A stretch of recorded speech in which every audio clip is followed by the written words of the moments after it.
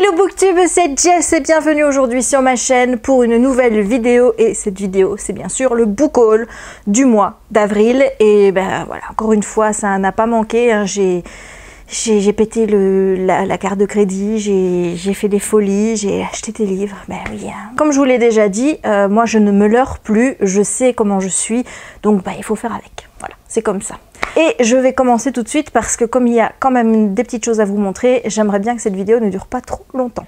Avant de démarrer avec les livres, je voulais vous montrer mon achat DVD du mois d'avril. Il s'agit bien sûr de Coco, de Disney Pixar. J'avais adoré ce film quand je suis allée le voir au cinéma.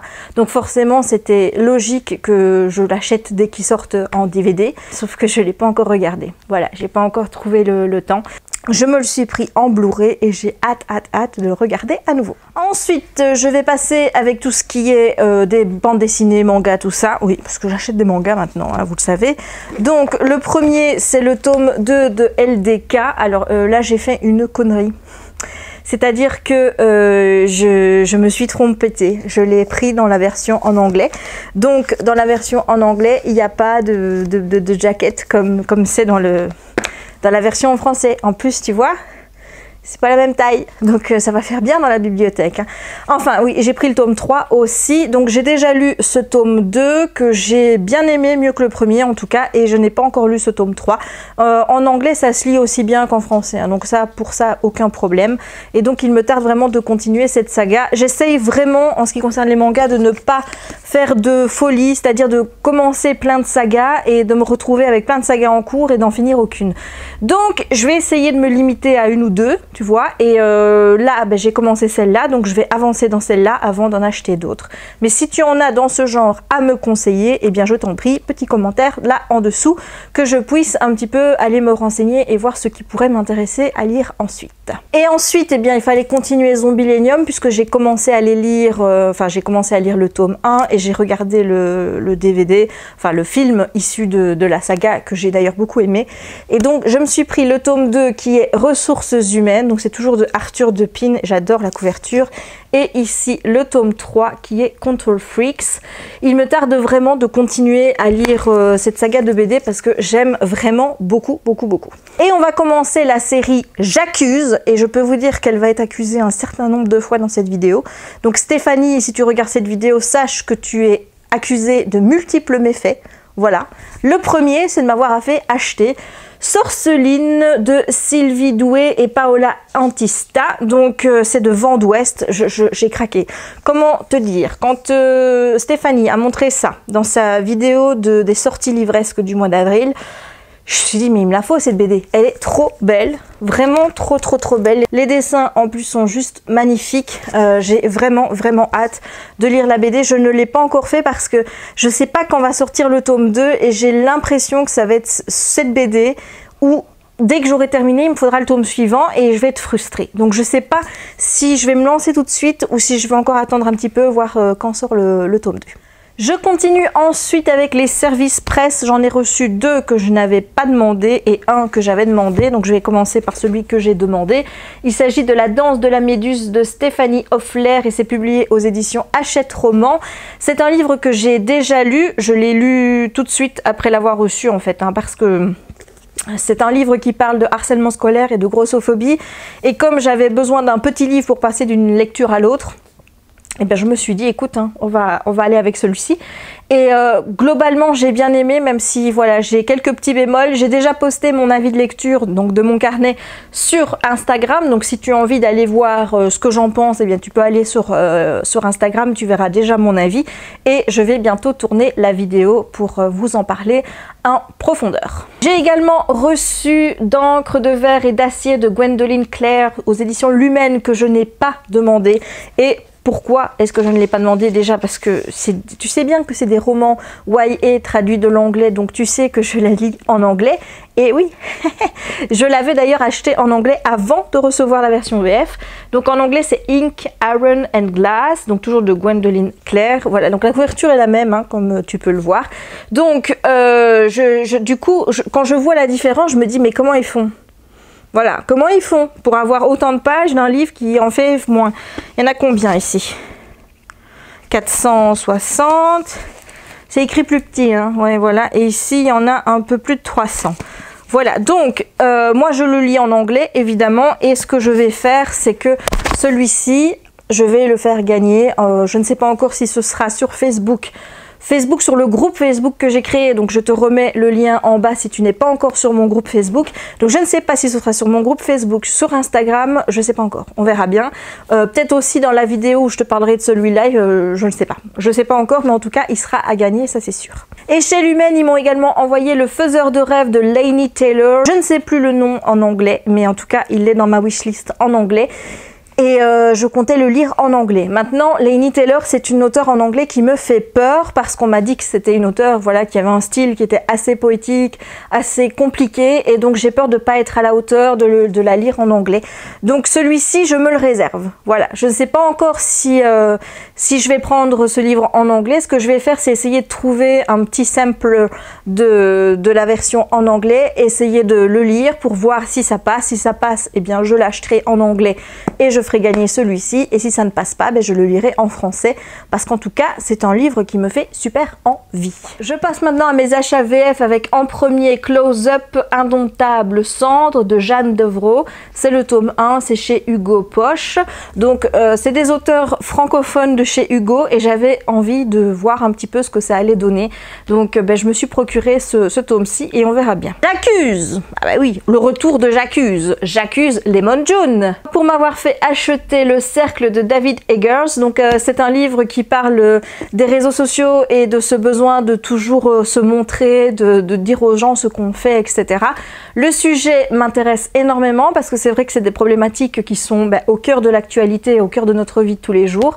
Donc j'ai hâte de voir ce que ça va donner. J'espère en tout cas que j'aimerai. Je vous avoue que c'est des livres que j'aime pas trop parce que j'aime pas les éditions Folio. Voilà, je sais pas pourquoi, je trouve que c'est toujours écrit trop petit. Je préfère les bouquins J'ai lu ou alors le livre de poche pour les formats poche, mais j'aime pas les folios. Donc du coup, quand j'ai un folio à lire, ça me donne jamais envie parce que c'est folio. Je sais pas si tu suis, mais voilà. Donc j'essayerai de forcer un petit peu pour pouvoir lire ce livre-ci et t'en dire bientôt des nouvelles. Alors, au mois d'avril, j'ai lu W3, donc c'est un thriller de Nathalie Hug et de Jérôme Camus et j'ai complètement kiffé. Mais alors, vraiment, j'ai adoré. Ce thriller faisait quand même 800 pages, hein, donc c'est de la bonne bricasse, mais c'est qu'un premier tome en fait. Donc quand j'ai vu que j'avançais quand même assez rapidement et que j'aimais beaucoup, je me suis vite commandé le tome 2. Donc le tome 2 de W3, Le mal par le mal, et le tome 3 de W3, Le calice jusqu'à Lali. Alors autant te dire que cette saga, c'est un vrai coup de cœur. Je l'ai adoré, je n'ai jamais autant aimé un thriller. Alors j'en ferai aussi une vidéo complète pour te donner mon avis, mais sans spoiler. Ce que je peux déjà te dire à ce stade-ci, c'est que ce que j'ai beaucoup aimé dans cette saga, c'est que d'habitude, pour moi, dans un thriller, les personnages n'ont pas beaucoup d'importance, ils sont là pour servir l'histoire, mais je n'y m'y attache jamais. Voilà, c'est très rare quand je m'attache à des personnages dans des thrillers, et là, mais j'ai eu l'impression de vivre avec eux, de les avoir pour amis, de les aimer très fort. Je t'avoue que j'ai rêvé de ce livre, j'ai rêvé des personnages, je les ai kiffés. Voilà, il y avait de l'action, il y avait vraiment une histoire de fond qui me plaisait, mais alors les personnages... Voilà, donc j'ai kiffé et même si c'est une saga qui est hyper longue puisque bon 800 pages le premier tome, 1000 pages le deuxième tome, 900 pages le troisième tome, j'ai explosé le record des pages lues en 15 jours, là je crois que je suis à 2700 en 15 jours, ce qui est pour moi un record, hein. Eh bien franchement j'aurais aimé que ça dure et ne jamais les quitter. J'ai kiffé, voilà, il n'y a pas d'autre mot. Et j'ai également acheté des mêmes auteurs, Ilia Kalinine, donc toujours de Jérôme Camus, et Nathalie Hug. Il s'agit en fait du livre compagnon de la saga W3, puisqu'on revient sur Ilia Kalinine et son enfance. Ilia Kalinine qui est un des personnages clés de l'histoire de W3, et donc ici c'est un petit livre vraiment court qui lui est consacré sur son enfance et savoir comment il est devenu la personne qu'il est devenu plus tard. Je n'en dis pas plus, j'ai aussi aimé ce petit bouquin puisque je l'ai aussi lu.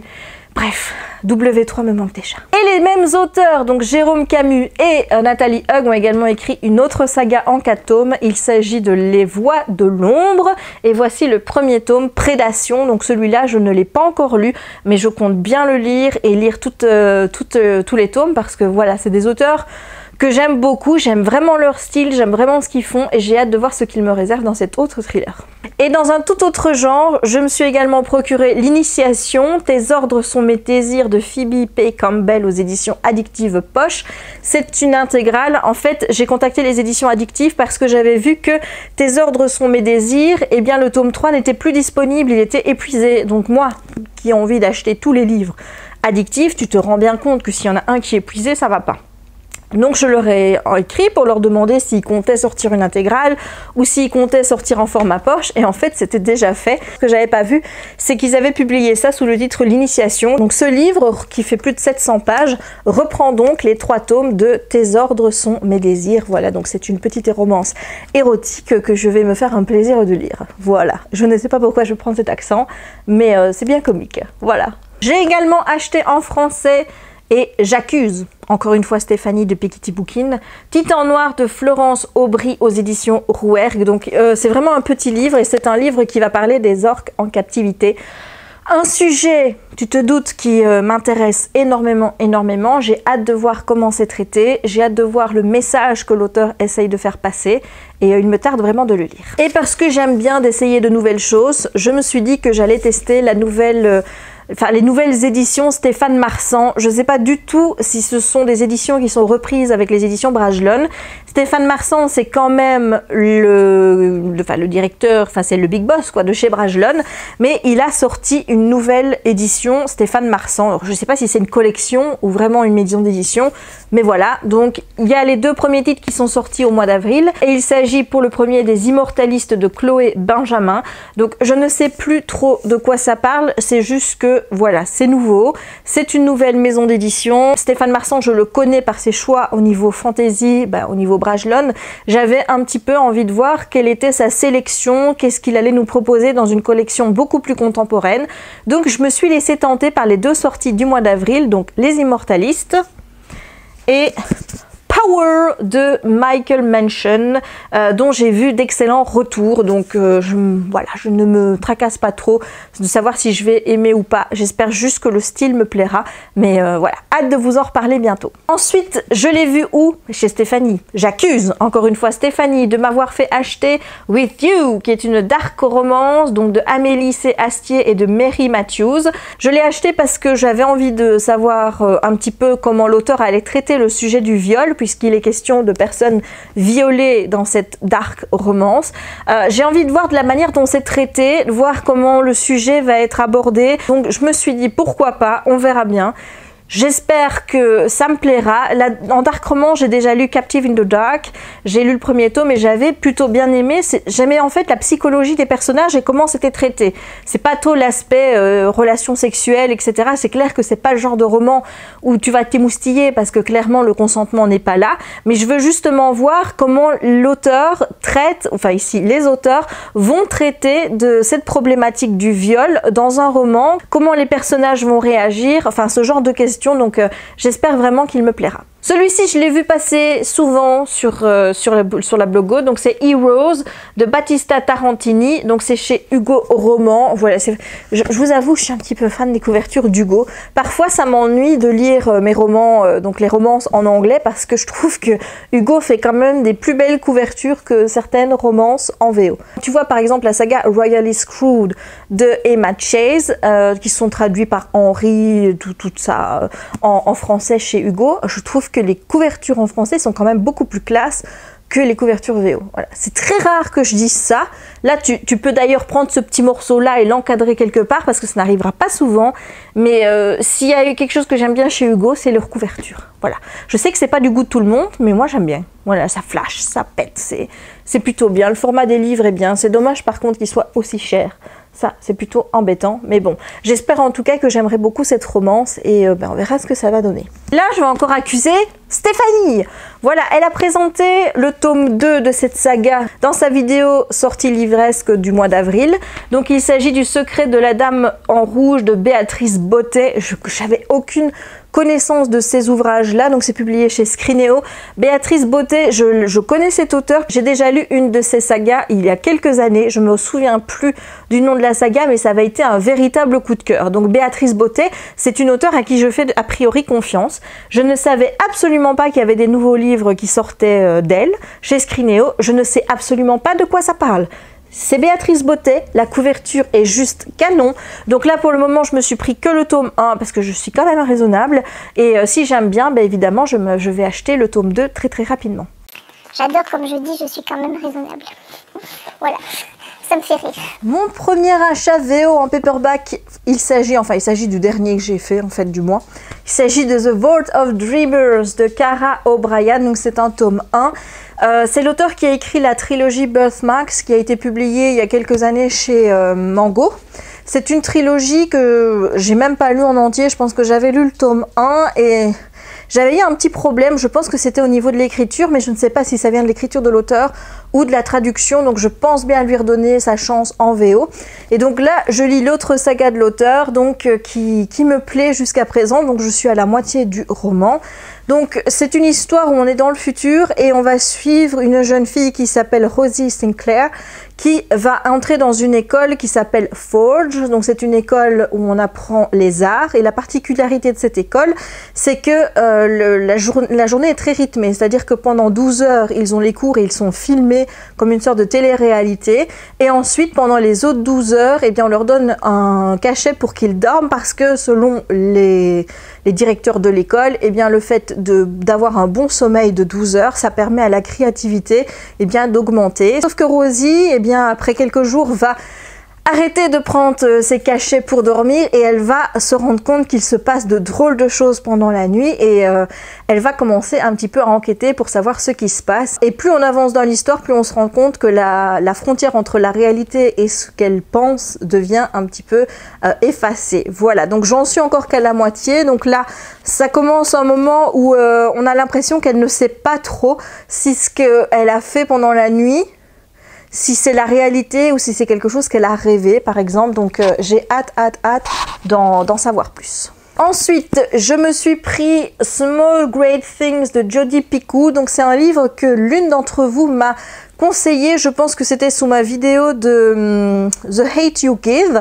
Donc c'est aussi un roman qui va parler de racisme aux États-Unis. Donc c'est sorti en français, je ne sais plus chez quel éditeur et je ne sais plus sous quel titre, hein, donc 1000 petites choses, je pense, quelque chose comme ça. Donc je vous mettrai la couverture ici, mais j'en sais pas plus. Par contre, je regrette d'avoir choisi ce format. Je n'aime pas le format poche américain ou anglais parce qu'il est encore très rigide. Donc je vous montre, hein, voilà, tu vois, c'est très rigide et en plus, voilà, c'est écrit en minuscule. Je sais pas comment je vais faire, ça risque de me bloquer, mais je me dis je vais quand même pas le racheter dans une édition hardback juste parce que le poche m'ennuie. Enfin, ce serait un peu ridicule. Mais donc voilà, donc je regrette le format, mais en tout cas j'ai hâte de lire le livre. J'accuse encore Stéphanie. Ouais, j'avais dit que j'allais accuser souvent Stéphanie dans cette vidéo, hein. Donc j'ai acheté à cause d'elle Big Bones de Laura Dockrill. Donc c'est sorti en français à la collection R, c'est sorti ou ça va sortir. Et je pense que c'est sorti d'ailleurs. Et quand elle l'a présenté dans sa vidéo sortie livresque, quand elle a dit que ça parlait de grossophobie, ben, forcément le sujet m'intéresse, donc je me suis directement précipitée pour l'acheter. Et là, elle l'a lu et je n'ai pas suivi toutes ses stories sur Instagram parce que j'avais justement pas envie d'être influencée par son avis. Mais elle est assez mitigée, je pense. Donc je verrai bien ce que ça donne à voir. Donc Big Bones. Encore à cause de Stéphanie, j'ai acheté The Bookshop Girl de Sylvia Bishop qui est illustrée par Ashley King. Donc c'est l'histoire d'une petite fille qui vit dans une librairie. Donc rien que le sujet, rien que le titre, j'ai envie de te dire que j'avais envie de lire le livre. Donc ce qui m'a fait un petit peu marrer avec ce bouquin, c'est qu'en fait elle avait présenté avant celui-là un autre livre en anglais qui est d'ailleurs dans mon panier wishlist Amazon, et en voyant les recommandations, en allant sur la page Amazon, je suis tombée sur celui-là, j'ai lu le résumé, je me dis ah, je préfère celui-là, et juste après, elle l'a présenté dans son book haul. Voilà, donc ça m'a fait beaucoup rire parce que je l'ai mis dans mon panier avant de voir qu'elle l'avait finalement acheté également. Mais c'est quand même à cause d'elle que je l'ai acheté parce qu'au final, je suis allée sur Amazon pour voir un des livres qu'elle présentait.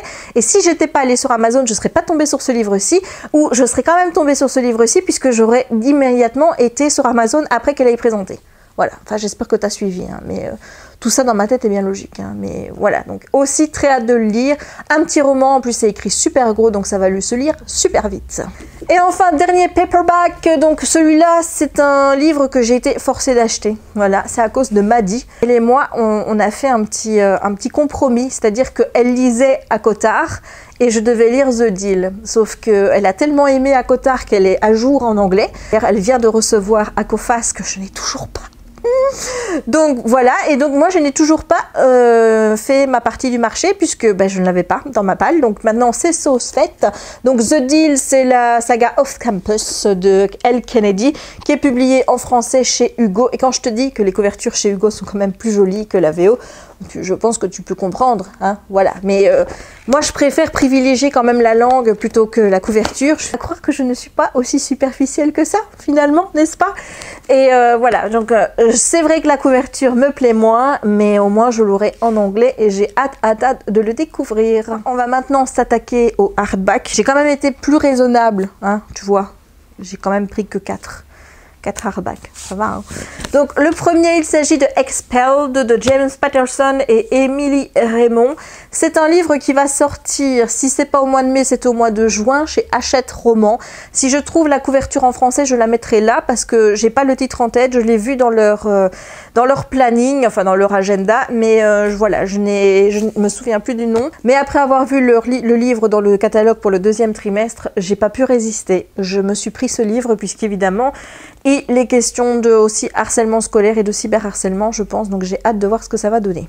J'ai également pris un livre que je n'ai vu nulle part, je ne sais même plus comment je suis tombée dessus sur Goodreads, et puis voilà, j'ai craqué. Ça s'appelle Ivy Aberdeen's Letter to the World de Ashley Erin Blake. Voilà, excusez mon accent pourri, hein. Voilà. Je pense qu'il est question de relations homosexuelles chez une jeune fille. Ici, d'ailleurs, on le voit bien, on a 2 jeunes filles qui sont là. C'est vraiment des romans sur lesquels j'ai envie de lire sur le sujet donc LGTB+.